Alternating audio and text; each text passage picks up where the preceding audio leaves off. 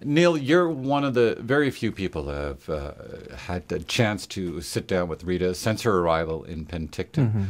What was the conversation like? It was great just to be able to see her. I mean, to come into the room and give her a hug. And I said to her, I says, you know, we've been just celebrating the miracle of your survival, and now I get to see the miracle in person. And it's just wonderful to see her. She looked just like Rita always looked, except a little thinner. And but it was just wonderful. Paint me a picture. Was she smiling? Was she sitting upright? Yes. Yeah, she was sitting on the edge of when I came in the room. She was sitting on the edge of the bed, and then when I came in the room, she got up and stood up, and we embraced, and then had a chance to talk about her story a little bit. Share that hug with us. How did that feel? It felt warm, great, and just intimate. I mean, just in the sense that, this is, we have been praying for this, and here she is to be able to embrace the answer to a prayer. And of course, you talked about the incident.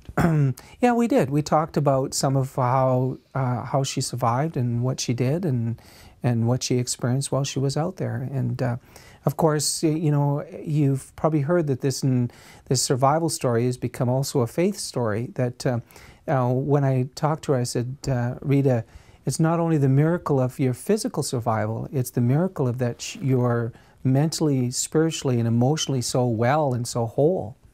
And how do you think she managed that? Really, it's her. She would tell you that it's because she has faith in a living God, and she told me when she was in the van, she says, every day I felt like Jesus was sitting right beside me, and she says some days it was so real to me I could reach out and felt like I could just about touch him.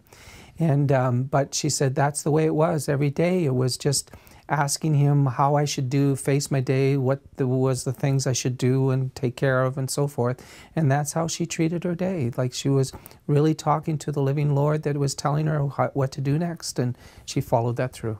Her survival techniques are quite impressive, the rationing of the food and so forth. Where did she get that? She has no real wilderness experience. She just thought that was the wisest thing to do, to start rationing things. And she would say to you, that's what I felt the Lord telling me to do, and that's what I did. I just started to ration really faithfully. I asked her about the water. I said, how did you get that water? And she said, well, there was actually a stream nearby that she would take 6 bottles of empty bottles of water. They're just water bottles, and she'd walk down to the stream and fill them up. And I said, and what was it like? Well, she says, I had to let them sit for a while so all the sediment would fall to the bottom and it would be all dirty on the bottom. And when I had a little bit of food, she says, I did that every 3 days. I filled up 6 bottles every 3 days. Then after I had no food, she says, I had to go every 2nd day to get water. And I had to be very careful because of what she had to do. And she said to me, and then she got back to the van with the water, and I said, were you concerned about, you know, things like beaver fever stuff? And she said, it did cross my mind, and but I prayed the Lord would protect me. And I says, did they test you for that? She says, I have nothing. She said, they tested me and there's no signs of anything. Did she ever lose hope that she would never be found? She told me that she prayed. Well, let me back up. When I told her today, I said to you, did you get a chance to hear what the rescuers said? She said, no. She said, I said to her, so, well, what happened was that they took a wrong turn. And the guy that was leading didn't go to the road that he was supposed to go, and he took a wrong turn. And she said to me, she says, you know what? She says, I asked the Lord that she would allow somebody to take a wrong turn to find me, because it was a wrong turn that got us here. And that's how come we ended up here. And I thought, the only way anybody's going to find us is if they take a wrong turn. And I says to her, I says, isn't it great to hear that someone took a wrong turn and you answered your prayer in that? She also told me that during those days, she looked out her van, and she actually took a little walk around the van, took pictures and so forth of the area.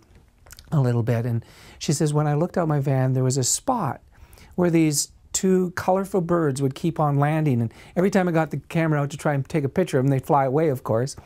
And she says, but I always thought, you know, hey, she said, Lord, that would be the perfect place for the helicopter to land to come get me.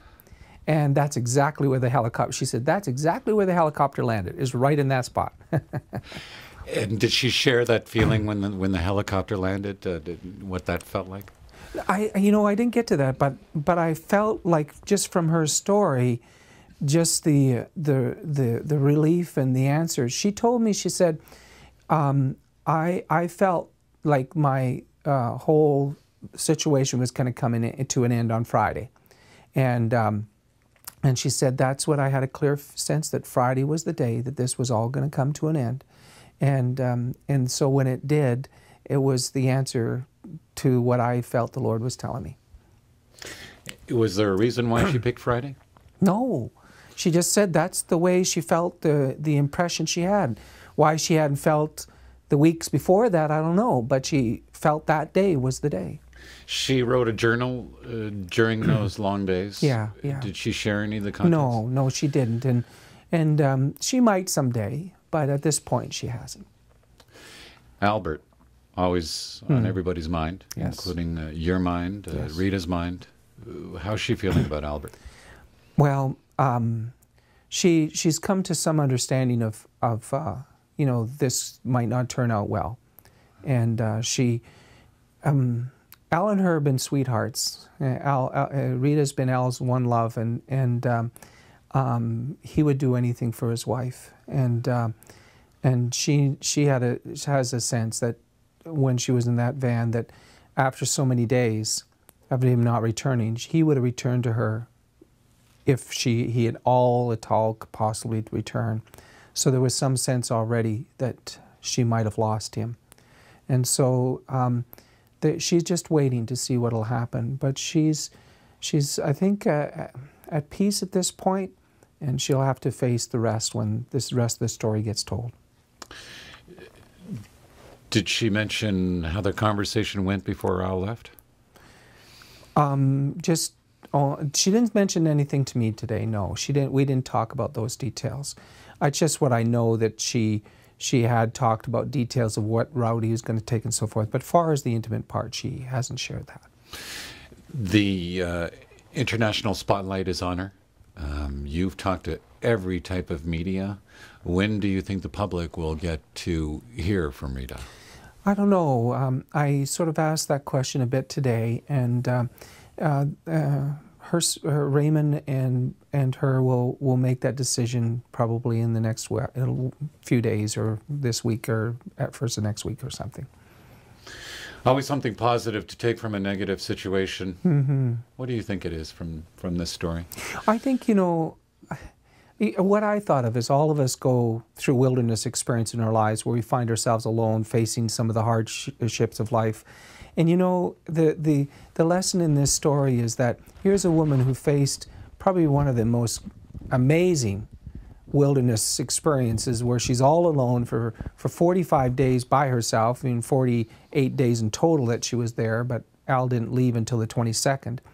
And she faced that wilderness experience all alone. But she would say, never alone, always with my God.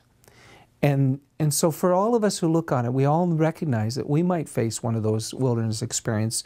You know, we might not be lost out in the boondocks, but we might get cancer, we might be in an accident, we might, you know, lose a loved one and stuff. All of us face those horrendous things in life. And to hear somebody and how they did it gives us a new faith, and that if someone like Rita can to make it through and hear the faith that she had, there's a story there for all of us to hear. Neil, thanks for doing this. Okay. Thanks, Kelly.